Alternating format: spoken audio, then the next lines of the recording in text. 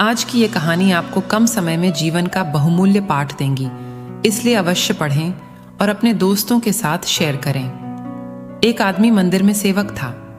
उसका काम मंदिर की साफ सफाई करना था। भक्तों और श्रद्धालुओं द्वारा दिए गए दान में से थोड़ा बहुत उसे मंदिर के पुजारी द्वारा दे दिया जाता। इसी से उसकी गुजर बसर चल रही थी।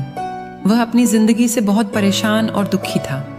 मंदिर में काम करते करते वह दिन भर अपनी जिंदगी को लेकर भगवान से शिकायतें करता रहता।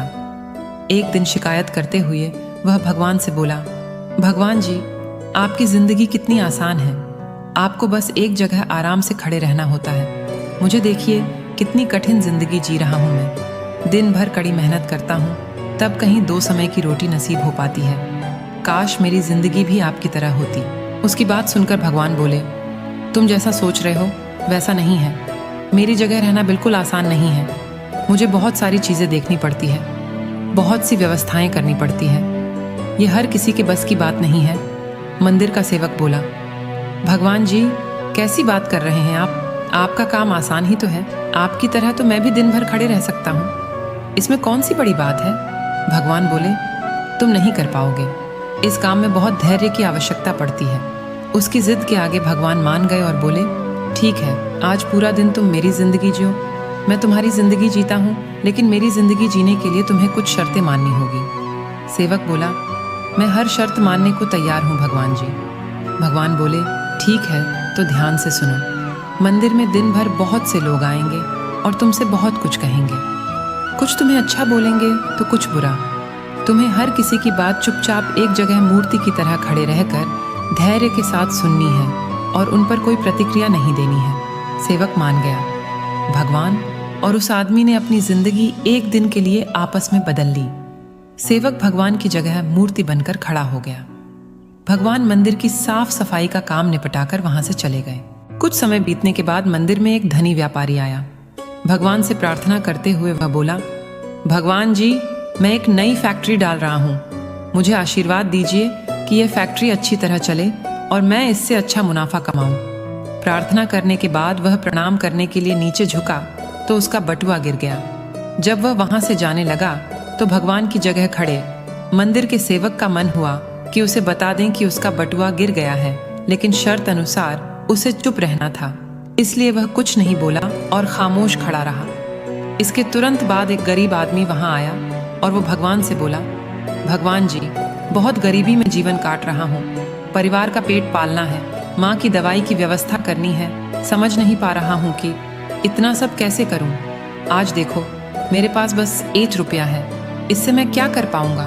आप ही कुछ चमत्कार करो और मेरे लिए धन की व्यवस्था कर दो। प्रार्थना करने के बाद जैसे ही वह जाने लगा, उसे नीचे गिरा व्यापारी का बटुआ दिखाई दिया। उसने बटुआ उठा लिया और भगवान को धन्यवाद देते हुए बोला, भगवान जी, आप धन्य हैं। आपने मेरी प्रार्थना इतनी जल्दी सुन ली। इन पैसों से मेरा परिवार कुछ दिन भोजन कर सकता है। माँ की दवाई की भी व्यवस्था हो जाएगी। भगवान को धन्यवाद देकर वह वहाँ से जाने लगा। तब भगवान बने मंदिर के सेवक का मन हुआ कि उसे बता दे कि वह बटुआ तो व्यापारी का है, उसे मैंने नहीं दिया है। वह जो कर रहा है वह चोरी है, लेकिन वह चुप रहने के लिए विवश था, इसलिए मन मारकर चुपचाप खड़ा रहा। मंदिर में आने वाला तीसरा व्यक्ति एक नाविक था। वह 15 दिन के लिए समुद्री यात्रा पर जा रहा था। भगवान से उसने प्रार्थना की कि उसकी यात्रा सुरक्षित रहे और वह सकुशल वापस आ सके। वह प्रार्थना कर ही रहा था कि धनी व्यापारी वहां आ गया। वह अपने साथ पुलिस भी लेकर आया था। नाविक को देखकर वह पुलिस से बोला, मेरे बाद ये मंदिर में आया है, जरूर इसने ही मेरा बटुआ चुराया होगा। आप इसे गिरफ्तार कर लीजिए। पुलिस नाविक को पकड़कर ले जाने लगी।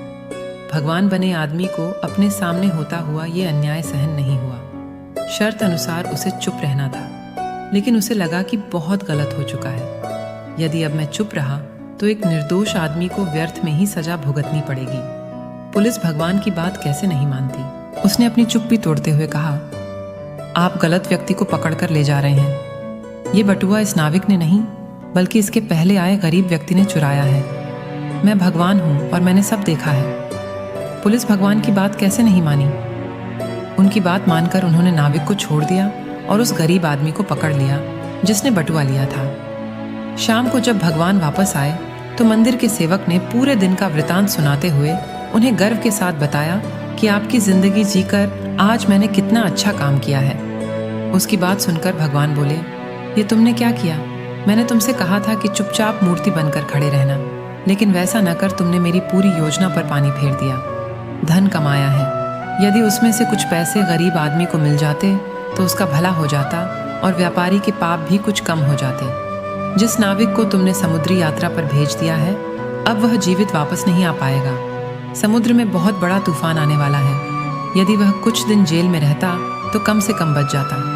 सेवक को यह सुनकर एहसास हुआ कि वह तो बस वही देख पा रहा था जो आंखों के सामने हो रहा था। उन सब के पीछे की वास्तविकता को वह देख ही नहीं पा रहा था, जबकि भगवान जीवन के हर पहलू पर विचार कर अपनी योजना बनाते हैं और लोगों के जीवन को चलाते हैं। कहानी से सीख, हम सब भी भगवान की योजनाओं को समझ नहीं पाते। जब हमारे साथ कुछ गलत हो रहा होता है या हमारे हिसाब से कुछ नहीं हो रहा होता है, तो अपना धैर्य खोकर हम भगवान को दोष देने लगते हैं। हम ये समझ नहीं पाते कि इन सब के पीछे भगवान की कोई न कोई योजना छुपी हुई होती है। ऐसे समय में हमें भगवान पर विश्वास रखकर धैर्य धारण करने की आवश्यकता है। इसलिए चिंता न करें। यदि आपकी मर्जी से कुछ नहीं हो रहा तो इसका अर्थ है कि वह भगवान की मर्जी से हो रहा है, और भले ही देर से ही सही, भगवान की मर्जी से सब अच्छा ही होता है। जय श्री राम। अगर वीडियो पसंद आई तो हमारे चैनल को लाइक और सब्सक्राइब ज़रूर करें। धन्यवाद।